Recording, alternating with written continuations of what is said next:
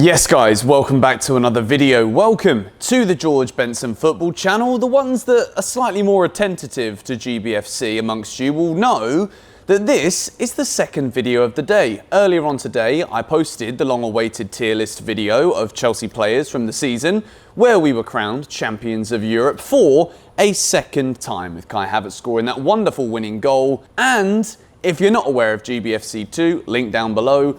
I also talked about more of like a taboo-y, emotional side of psychology with football topic over there, that if some of you are interested in that, you should go check the link. But today, we got news. You know, I wasn't planning to make a second video. I was like, you know what? First week back, good and proper. We'll keep it calm, you know, there's no two a day promise. It's gonna be one a day. And then I'll slowly start reminding you guys that I'm back. But no, there's flipping news coming out left, right, and center. I posted a video to Twitter, basically saying I'm gonna stop talking about Mr. Erling Haaland now. Within literally a minute of me putting that on Twitter, it was reported by Sky Sports in Germany that Borussia Dortmund officially rejected Chelsea's first official bid. Now, there's a lot of people that are throwing their toys out the pram at this one. There's a lot of people saying, Benson, you're a foolish idiot. Stop pushing the propaganda. You were always wrong. Haaland isn't coming. Well, according to this bid, you guys are absolutely correct. He's not coming because Dortmund own the player and there's no release clause this year. It's next year. So they're quite within their rights to reject it. However, the reason I'm not going into the flipping abyss as a result of seeing that Dortmund have rejected this bid is because finally we have some concrete evidence that Chelsea are actually going in for the player. So it's not a surprise that Borussia Dortmund reject the first bid. At the moment of me recording this video, it could all change when I go back to my laptop in a second. At the moment of recording this, I'm totally unaware of what the figure was. However, Chelsea, they do this often. We'll test the waters with an initial bid. It gets rejected. We're like, right, okay, well, this isn't going to be a faff. You know, Dortmund haven't been trying to like check and see what's going on. They really are serious about either getting this amount of money for Haaland or he goes next year. No problems whatsoever. So the position is still very much the same. If Roman Abramovich and Chelsea Football Club want to put their hands in their pocket to sign Erling Haaland this summer, they will. It's going to cost an absolute buck, but I firmly believe it is the right move for Chelsea to make. So that is the end, enough, whatever. Yeah, a mixture of both of them, really. That's enough on that one. We're not going to talk about it any longer because there's more flipping news to let you guys know about. And it comes from Chelsea selling Marc Guehi. Now, it's reported that Crystal Palace's bid was between the region of 15 to 20 million pounds. Now, first of all, for a player that hasn't played in the Premier League yet, with all of the potential that he has playing through the Chelsea youth teams, it's undeniable that this is quite a large portion of money for a player with absolutely no Premier League experience. Plus, for Marc Guehi himself, going to Palace is a brilliant, brilliant move. He's going to be playing first team Premier League football for a team who probably should stay up. I actually think they might go down next year. But now that they've signed Marc Guehi, they've got themselves a top quality centre-back. I don't know if any of you spent the time watching Marc Guehi at Swansea last year.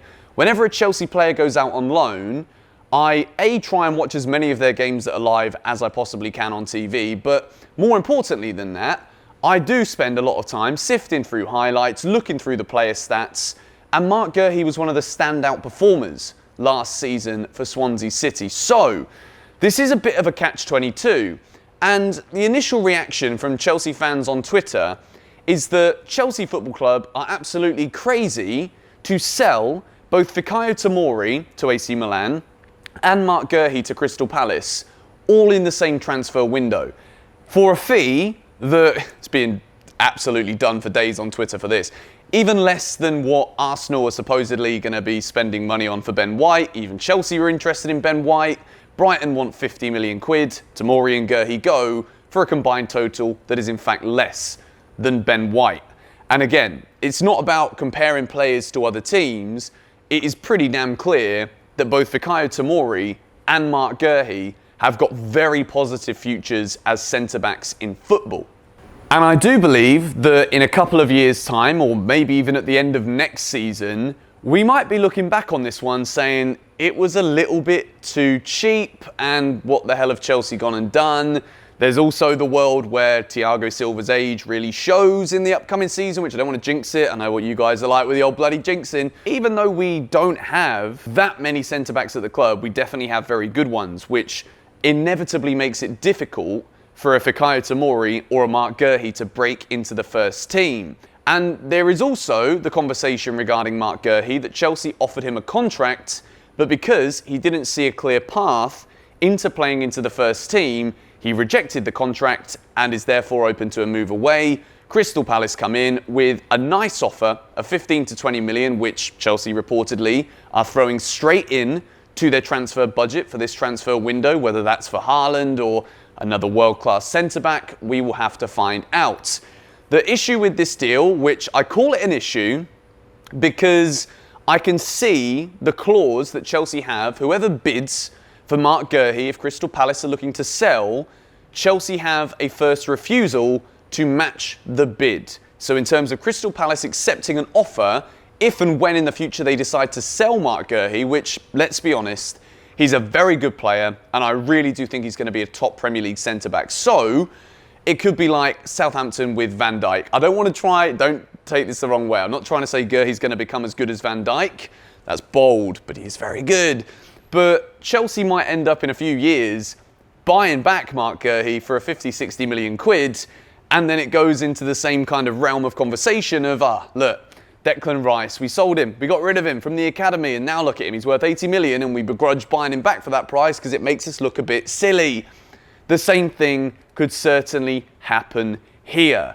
And I firmly believe that although I understand logistically for the player and also for Chelsea raising funds, this could be a good sale for right this second, because Guehi realistically could have been on the fringes of the squad next season, but for the development of the individual, he's not going to be guaranteed first team football under Thomas Tuchel at Chelsea next season. No matter how good his season was last year at Swansea, I totally see why the players forced the move away. I see why Chelsea have accepted it. I just feel as though selling both Tomori and Marc Guehi in this window is really not a smart move. And I think it's not just for the quality of the two players, but I also think it could be a catalyst for the likes of Tino Livramento looking at Guehi's decision. Marc Guehi this season plays 30, 35 games for Palace in the Premier League, and someone like Tino Livramento looks at how he might not get into this Chelsea team because of Azpilicueta, Reece James, whatever it may be. And then players like Tino Livramento might go as well. It is the double-edged sword of having such a fruitful quality academy. And the reality of the situation is, Chelsea fans, whether you're happy about 20 million for Marc Guehi or sad that you think he's good enough, just like I do, to actually break into the first team eventually. The problem is, with Chelsea being the club that they are, we are the champions of Europe, we have aspirations to win the Premier League. As great as our academy is, arguably the best in the world, not everyone is going to make it in the Chelsea first team. And when you look at what Marc Guehi wants to do with his career, which is, I'm sure, play for England, right now, get Premier League football under his belt, he sees Zuma, Christensen, Rudiger, Azpilicueta, Thiago Silva ahead of him, and realistically, at this moment in time, that segue into the first team doesn't even have gears on it yet. You know, it's one of them segues that you've got to push with your feet. It's not even a flipping Segway, it's a scooter. You know, he wants to be segwaying around the Premier League on a flipping engine. But unfortunately, it's not going to be at Chelsea.